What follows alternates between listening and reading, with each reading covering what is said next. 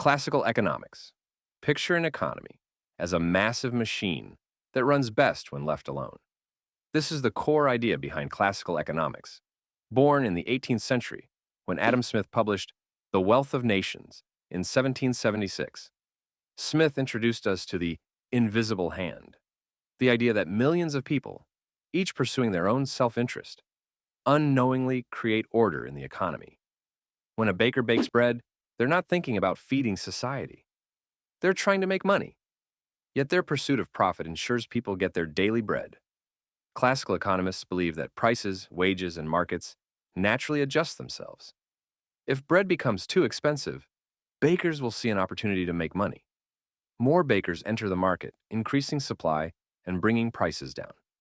If wages in one industry are high, workers flock there until wages balance out. This school gave us David Ricardo's theory of comparative advantage, the idea that countries should produce what they're best at relative to others. England might be better than Portugal at making both wine and cloth, but if England is much better at cloth and only slightly better at wine, both countries benefit when England focuses on cloth and Portugal on wine. The classical economists had one major warning: government interference disrupts this natural order. Tariffs, price controls, and heavy regulations are like throwing a wrench into our economic machine. Their motto? Laissez-faire. Let it be. Marxian Economics. If classical economics saw the free market as a harmonious dance, Karl Marx saw it as a battlefield. Writing in the midst of the Industrial Revolution, Marx wasn't just proposing an economic theory. He was diagnosing what he saw as a fatal disease in capitalism. At the heart of Marxian economics is the labor theory of value, the idea that a product's true value comes from the human labor put into making it. Picture a worker in a factory making chairs. In 8 hours, they might make 10 chairs that sell for $50 each. Their wage? $80 for the day. Marx would ask, if the worker created $500 worth of value, why do they only receive $80? The remaining $420 is what he called surplus value, essentially profit extracted from the worker's labor. This leads to Marx's concept of exploitation. Capitalists, the factory owners, grow wealthy not through their own work, but by pocketing this surplus value. Marx saw this as an inherent feature of capitalism, not a bug.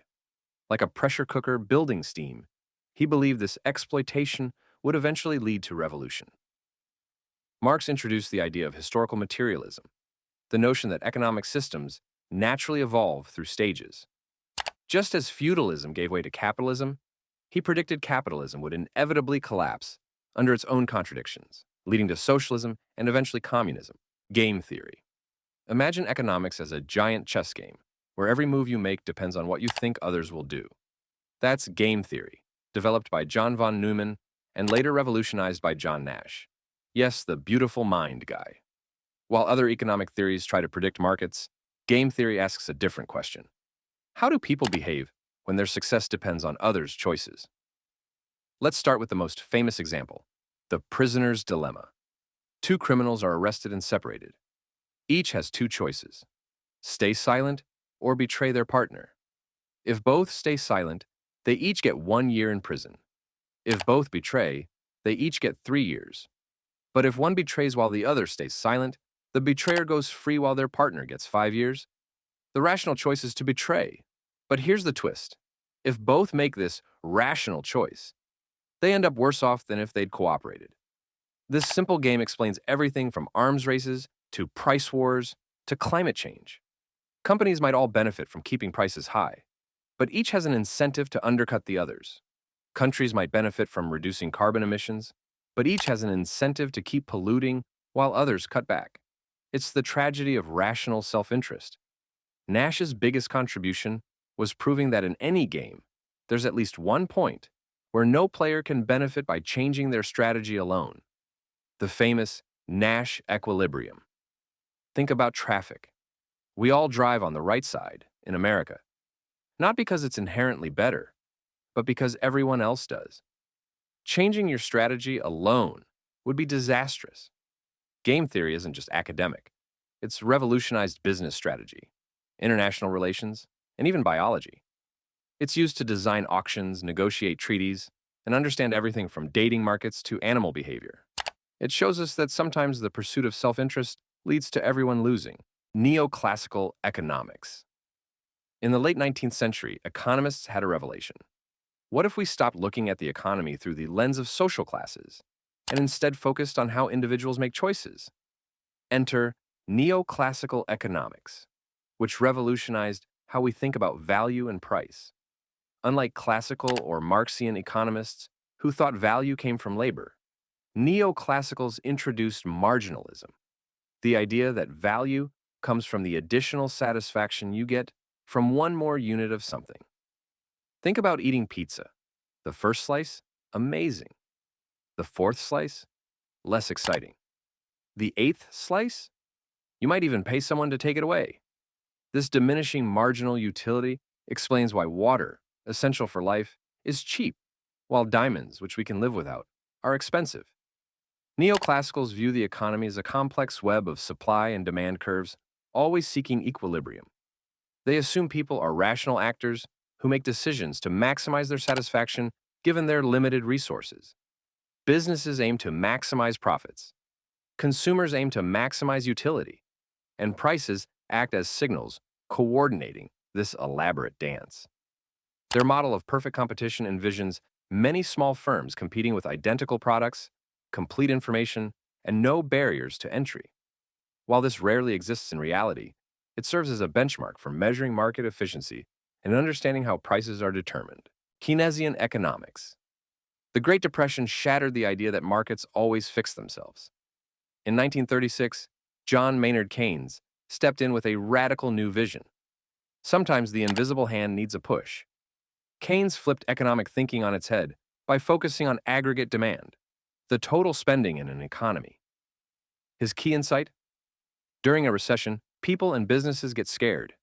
People save more, businesses invest less. But here's the paradox. What's smart for individuals becomes disastrous for the economy. When everyone saves at once, spending drops, businesses lay off workers, those workers spend less, and the economy spirals downward. This is where Keynes said government must step in. If businesses won't invest and consumers won't spend, the government should fill the gap. Build bridges, hire workers, cut taxes, do whatever it takes to get money flowing again. This spending creates a multiplier effect. When the government hires a construction worker, that worker buys groceries. The grocery store owner buys new equipment, and so on, with each dollar of government spending generating more than $1 of economic activity. Keynes's most revolutionary idea?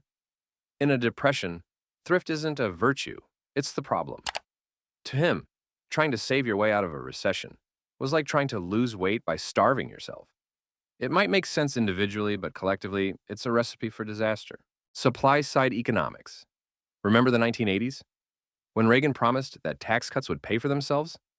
That's supply-side economics in action. While Keynesians focus on boosting demand, supply-siders say, we've got it backwards. Focus on production and the rest will follow. The theory rose to prominence during a time of stagflation, when the economy was both stagnating and experiencing high inflation, something Keynesian economics struggled to explain. Their big idea is that high taxes and regulations discourage people from producing.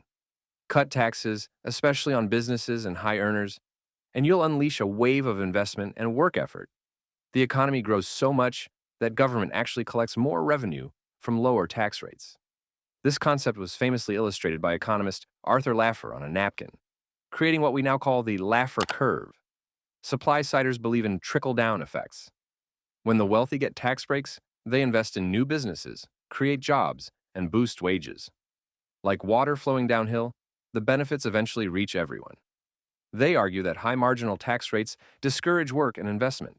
After all, why work harder if the government takes most of your additional earnings? But here's where it gets controversial.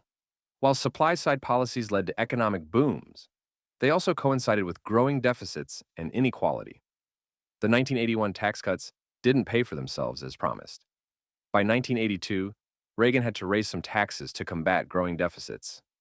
Critics say this proves the theory doesn't work. Supporters argue taxes were still too high and regulations too burdensome. Supply-side economics fundamentally changed how we think about taxes and growth. Today, most economists agree that tax rates matter for economic behavior, but debate the size of the effect. The theory remains influential in political debates about tax policy, though often more as a political tool than an economic doctrine. Monetarism. In the 1970s, as inflation spiraled out of control, Milton Friedman and the monetarists emerged with a direct challenge to Keynesian dominance. Their message was simple. The real problem isn't managing demand, it's managing money. To monetarists, inflation isn't some mysterious force. It's pure mathematics. Print too much money and each dollar becomes worth less. They summed it up in one famous phrase. Inflation is always and everywhere a monetary phenomenon. Think of it like adding water to soup. The more you add, the less flavorful each spoonful becomes. Friedman argued that government attempts to fine-tune the economy often do more harm than good. There's a lag between economic problems and policy responses, like trying to drive a car by looking in the rearview mirror. Instead, he advocated for a simple rule. Increase the money supply by a small, steady amount each year. No fancy policies, no government spending sprees, just stable, predictable monetary growth. Monetarists also introduced the concept of the natural rate of unemployment, a baseline level of joblessness that's actually healthy for the economy. Trying to push unemployment below this natural rate through government policy would only lead to inflation, not lasting prosperity. Their solution? Let markets work, keep money stable, and get government out of the way. Development economics. Why do some nations prosper while others stay poor? This isn't just an academic question. It's about billions of people's lives. Development economics tackles this by looking beyond simple models of growth, revealing that prosperity isn't just about capital and labor. It's about the complex web of institutions, culture, and history that shape economic progress. Development economists identified something insidious called poverty traps, vicious cycles where poverty itself prevents growth. Imagine a farmer too poor to buy fertilizer. Without fertilizer, yields stay low. With low yields, they can't save enough to buy fertilizer next year. Now multiply this across millions of people. If you're too poor to save or invest in education, you stay poor. If your country can't build infrastructure, it can't attract business. If corruption is widespread, honest behavior becomes costly. Each problem reinforces the others. But here's where it gets interesting. Development economists found that small, targeted interventions can break these cycles. Microfinance programs, pioneered by Muhammad Yunus in Bangladesh, give small loans to entrepreneurs who'd never qualify for traditional banking.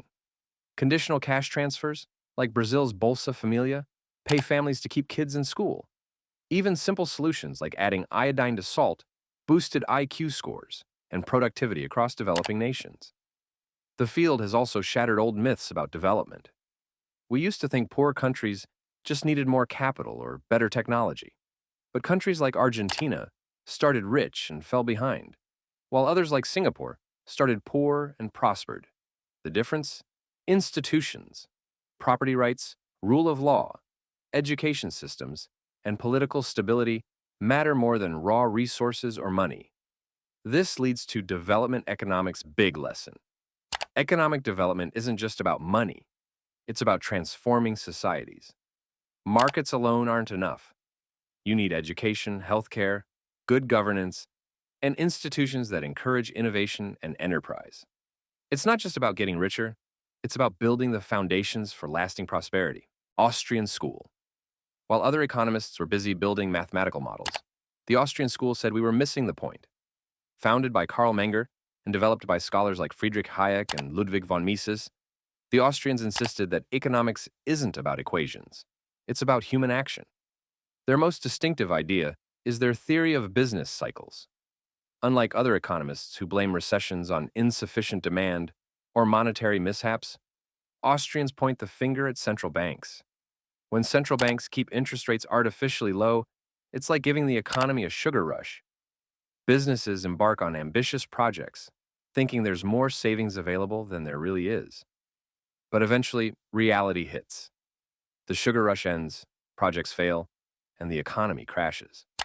The Austrians are also famous for their critique of central planning. Hayek argued that no central planner could ever gather enough information to efficiently run an economy.